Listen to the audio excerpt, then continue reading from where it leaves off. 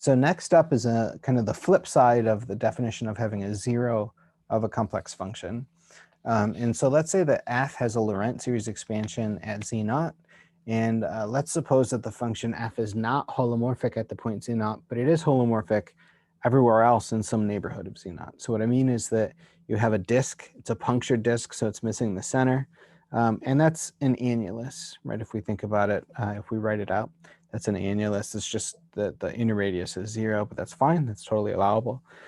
And so the idea is that the function f is not holomorphic at z naught, but it is holomorphic everywhere else in the disk.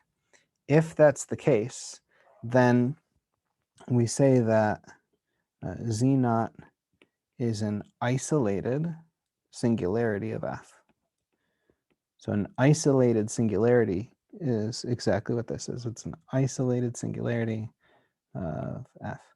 So what that means again is that f is not holomorphic at z naught, but it is holomorphic everywhere else in some neighborhood of z naught. There's some disk where it's holomorphic everywhere in that disk except at z naught. Okay, so it's isolated in the sense that, just like before when we were talking about isolated zeros, so isolated means that there's some disk that you can center z naught, so you can use z naught as its center, and then the disk only contains that point z naught. Everywhere else, it's fine. Okay. Let me say that one more time because I'm a little unhappy with the way I said that.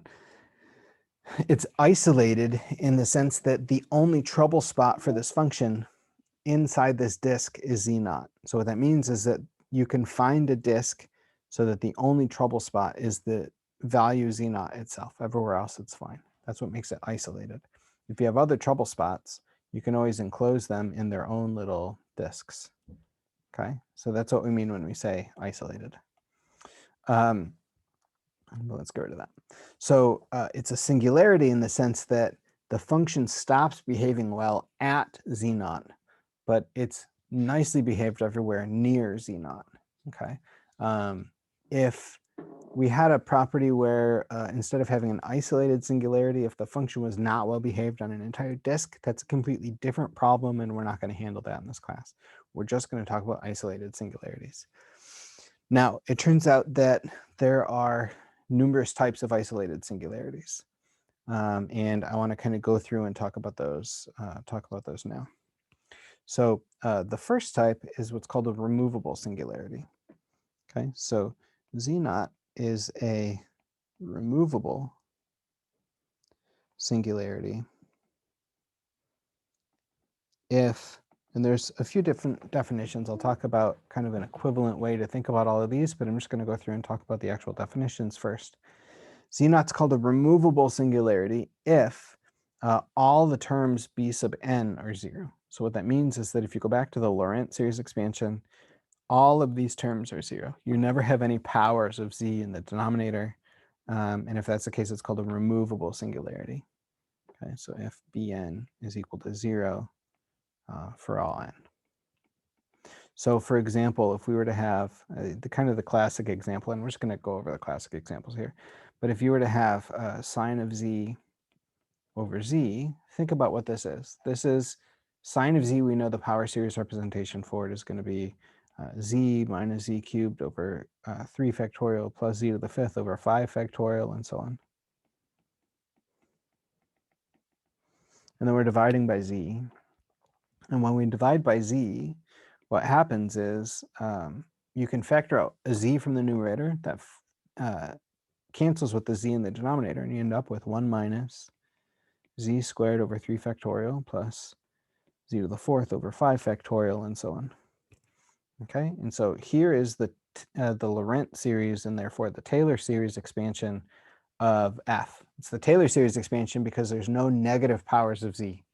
And then it's also the Laurent series expansion because that kind of is a more general encompassing term. Just all the terms b sub n are 0. So that's called a removable singularity. If whenever you write the Laurent series expansion for this function, you have no negative powers. Okay, that's called a removable singularity. Z naught is going to be called a pole if you have the following behavior. So if all but finitely many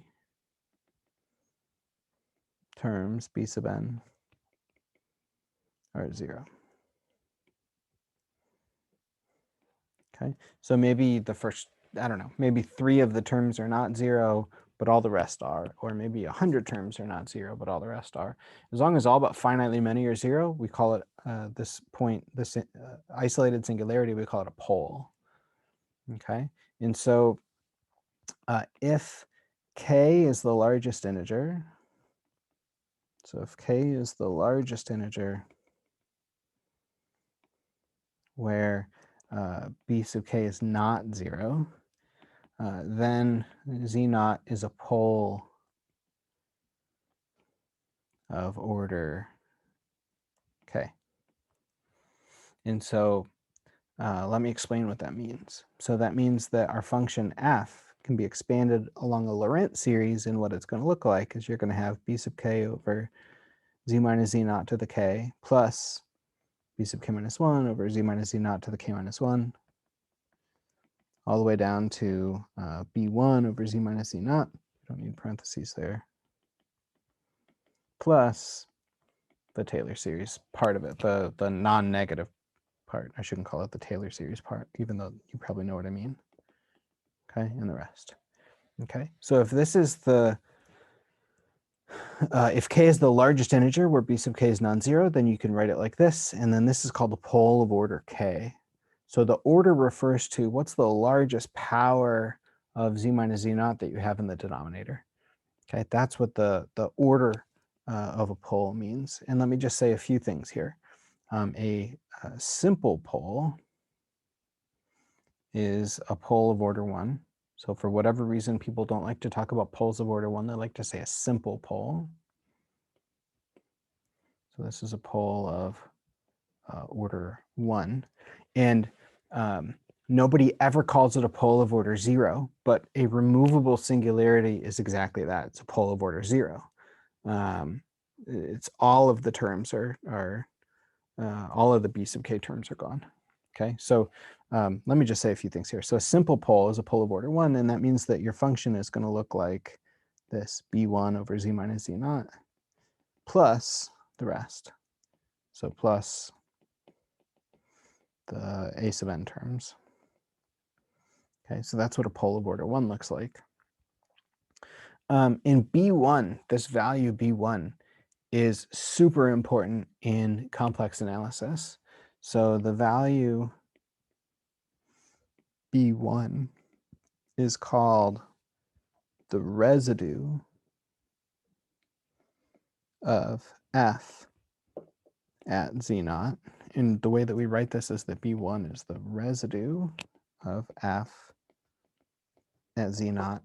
And it turns out that calculating the residue of a function is more important than knowing the whole rest of its Laurent series expansion. So knowing the Laurent series is less important than just knowing that term b1. And we'll explain why soon. The idea, just to kind of give a little spoiler here, if you remember back in chapter 4, we did an exercise, I think it was exercise 4.15, where we showed that if we integrate z minus z naught to the m over gamma, and let's even put 1 over 2 pi I here in the denominator, where gamma is some circle, I don't need to make this mysterious, gamma is some circle centered at z naught of radius, whatever, dz, it turned out that this was 1 if m was equal to -1 and 0 otherwise. And so it turns out that somehow the z minus z naught to the -1 power is the important power that we're going to talk about when we integrate. And so that's, again, just a little tiny sneak peek of what's to come. But we'll talk about residues in what's actually called the residue theorem all in chapter 9. Okay, so we will talk about that as we go along. But B1 is called the residue. It turns out it's super important. Okay. The final scenario is we say that Z naught is in essential singularity. So this is going to be called an essential singularity of F if infinitely many terms, So if infinitely many terms b sub n are non-zero.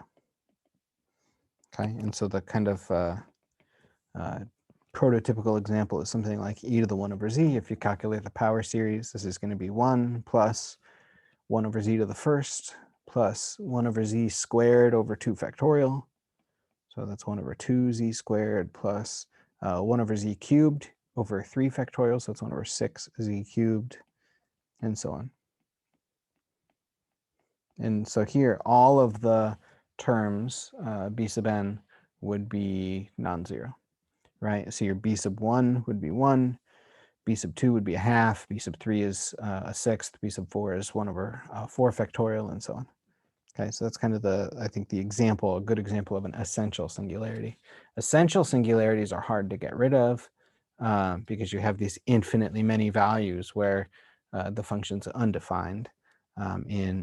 So here, if we look at z equals 0, you're going to have all sorts of problems if you try and plug in z equals 0, not just at any particular term, which maybe we could handle, but you have literally a problem at every value of the series except for the first one. Okay, but there's infinitely many values where we would be dividing by 0. We're going to have to do something completely different if we want to do any sort of calculus at an essential singularity. Okay, and we'll get into a little bit more detail with that. Okay, but there's, just to recap, 3 types of isolated singularities. There's removable ones. So that's where you can basically take your Lorentz series and throw out all the negative powers. So something like sine z over z. There are poles of order k. So that's where you have the z minus z naught to the k in the denominator, but then the rest of it's fine in analytic. And then there's essential singularities like this where we're just going to have infinitely many values where you're going to have a negative exponent and there's not much you can do. Okay, so that's it.